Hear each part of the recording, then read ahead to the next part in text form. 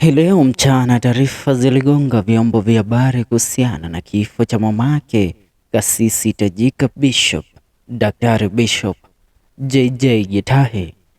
Mamake anayetambulikana kama Dorcas alipata kuiaga dunia baada ya kuugua ugonjwa wa saratani na kulazwa katika hospitali ya Kenyatta kwa muda wa zaidi ya mwaka mmoja. Watu walijitokeza kwa wingi na kujiunga na JJ Gitahi pale katika hospitali ya KU ambapo waliweza kufanya media briefing na kuweza kuelezea mambo jinsi yatakavyokwenda.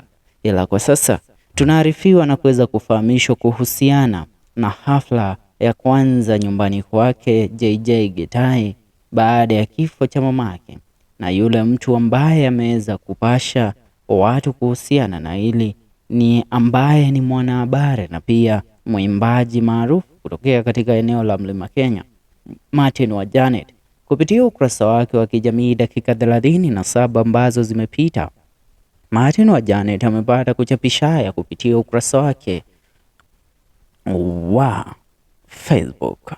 Picha ambazo zinaonyesha ukiwa nyumbani kwake Daktari JJ Gitahi pale katika eneo la Runda, kaunti ya Nairobi. Amesema condolences to Mom Bishop Dr. JJ Gayero Arokohedayo na familia yanyu rekei mam ahuruke. Aya ni maneno kutokea kwake Martin wa Janet.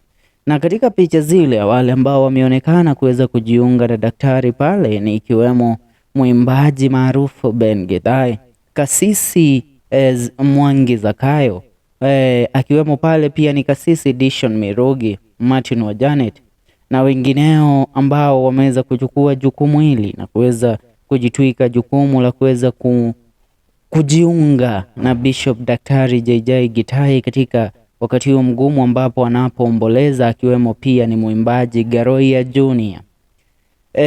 Kumbuka jambo hili limetokea wakati ambapo JJ amekuwa akiwa katika hafla na wakati wa kusherehekea miaka yake 50 ambapo ametimiza miaka 50 kutoka kuzaliwa kwake, na siku takriban 4 ambazo zimepita ndipo waliweza kufanya hafla ile pale hospitalini Kenyatta Hospital kwa ajili ya kumsherekea JJ, na akaamua siku yangu ya kuzaliwa tutaweza kuifanyia hospitalini pale ambapo mamangu amelazwa.